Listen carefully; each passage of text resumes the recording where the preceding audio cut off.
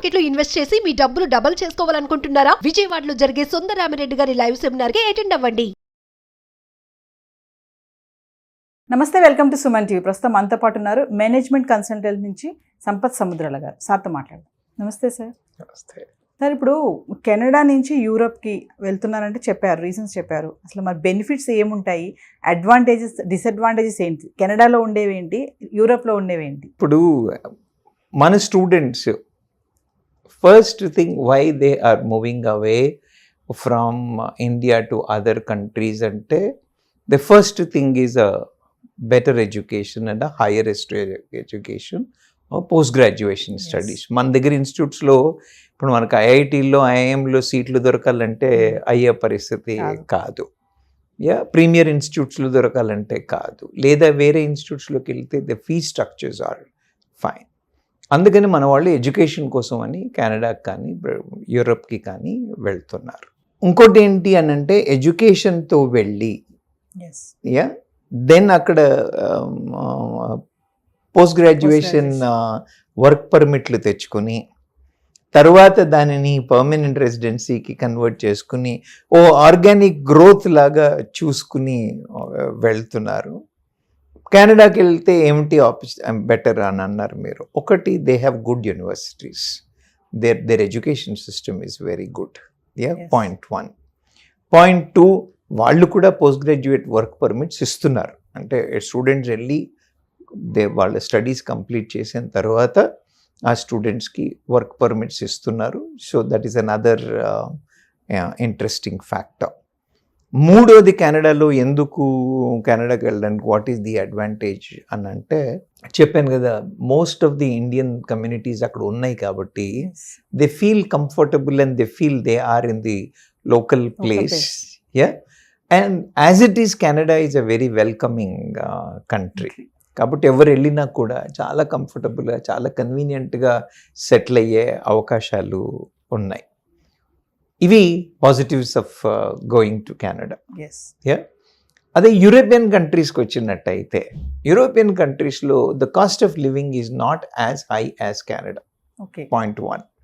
Point 2, education is not as costly as Canada.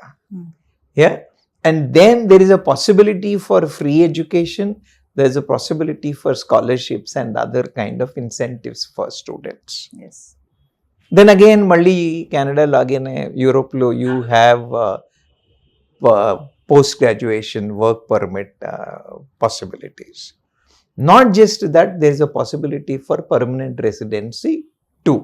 Because ఇక్కడ competition కూడా తక్కువ కదా యూరోపియన్ కంట్రీస్లో. ఇప్పుడు పెరుగుతోంది మళ్ళీ ఇక్కడ those situations may come in. But ఇవాల్టి పరిస్థితుల్లో చూసినట్టయితే it is not as worst as either US are Canada. కాబట్టి యూరోపియన్ కంట్రీస్లో ఉన్న అడ్వాంటేజెస్ ఇవి, కెనడా లాంటి కంట్రీస్లో చూస్తే అడ్వాంటేజెస్ అవి.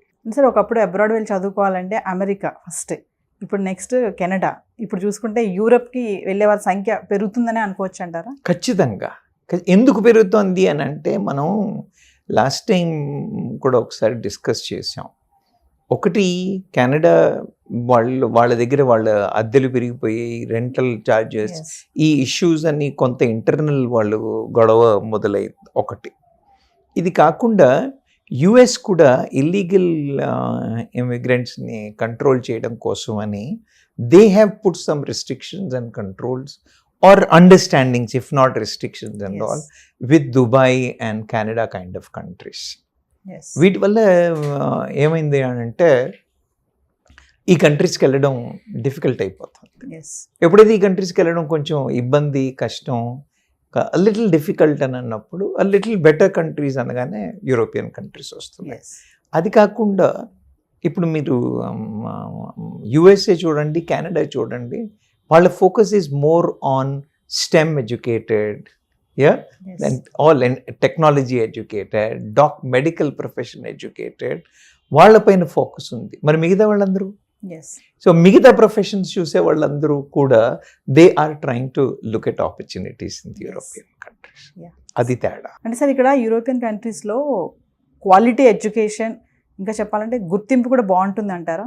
అమ్మ ఎడ్యుకేషన్ పరంగా you have no challenge, you may not have, there are a few couple of good universities. You may not have great number of universities, but you have fantastic universities all across. And then because వాళ్ళ దగ్గర కూడా మళ్ళీ they have same challenge of technically Yes. vibrant people. Yeah, భారతీయులకి ఎక్కడ పోయినా గుర్తింపు ఉంటుందమ్మా. So finally Canada నుంచి ఇప్పుడు యూరోప్కి వెళ్ళడానికి చాలా ఇంట్రెస్ట్ చూపిస్తున్నారు స్టూడెంట్స్. మరి అలాంటి విద్యార్థులకి ఏమని చెప్తారా? అమ్మ ఇప్పుడు మీరు కెనడాకి వెళ్ళినా, యుఎస్కి వెళ్ళినా, యూరప్కి వెళ్ళినా, I have one sincere advice to everyone. Doing a thorough research is very important. అర్థమైందా? ఏదో ఎవడో ఏజెన్సీతోనూ పట్టుకుని ఏదో చేసుకుని నాకు టికెట్ వచ్చేసింది అని ఓ టికెట్ కొనుక్కుని వెళ్ళినట్టుగా వెళ్ళడం మాత్రం వెళ్ళకూడదు. Okay, for example you are going to Germany. Germany weather conditions suit అవుతాయా, సోషల్ కండిషన్స్ సూట్ అవుతాయా, వర్కింగ్ కండిషన్స్ సూట్ అవుతాయా, లాంగ్వేజ్ ఎంత త్వరగా నేర్చుకోగలుగుతాము, what kind of people they are, what kind of food habits they have. You understand my point? ఇవన్నీ adjust చేసుకోలేకపోతే ఏ ఒక్కటి హిండరెన్స్ అయినా కూడా your entire system will go for a toss. So whether you want to go to Canada, whether you want to go to any of the European countries, Russian countries కానివ్వండి, లేదు మీరు New Zealand, Australia kind of countries వెళ్ళాలనుకున్నా కూడా, వేరే ఏ కంట్రీకి వెళ్ళినా కూడా the first and foremost thing, do a thorough research about the university where you are going. And then the fee structure, how you will manage, what can be done, what is the future growth of the university, and educated from that university, what kind of the future door openings you have. The third thing, the society and the social thing, తర్వాత culture మనం ఎలా suit అవుతాం, adjust అవ్వగలమా. అక్కడున్న culture అక్కడ ఉంది, మనం ఎంతవరకు suit అయ్యి ఇది చేసుకోగలుగుతాం, మనకి ఎంత సూటబుల్గా ఉంటుంది అని చూసుకోవడం చాలా ఇంపార్టెంట్. ఇవి మనకి ఓకే, ఫైనాన్షియల్గా ఛాలెంజ్ లేదు, సోషో కల్చరల్గా ఛాలెంజ్ లేదు, ఎడ్యుకేషన్ పరంగా ఛాలెంజ్ లేదు. ఇవన్నీ కూడా నేను అనుకున్నట్టుగా నేను సస్టైన్ అయ్యి I can do better and it will give me a better career then what I'm doing in India today అని అనుకున్నప్పుడు మాత్రమే వెళ్తే బాగుంటుంది. కంగారు పడి పొలోమని పక్కవ ఫ్రెండ్ వెళ్తున్నాడు కదా అని ఏదో ఒక కంట్రీలో ఎవడో ఒకడు వీసా ఇచ్చాడు అన్న హడావిడిలో పరిగెడితే మాత్రం, because there are people coming back, there are people not able to sustain, either they are not happy with the institute, or they are not happy with the culture, or they are not happy with the economic condition there. ఇలాంటివి చాలా reasons ఉంటాయి కాబట్టి వీటిని థరోగా ముందు study చేసుకుని వెళ్తే that would be an ideal decision అని నేను అంటాను. Thank you sir. Thank you.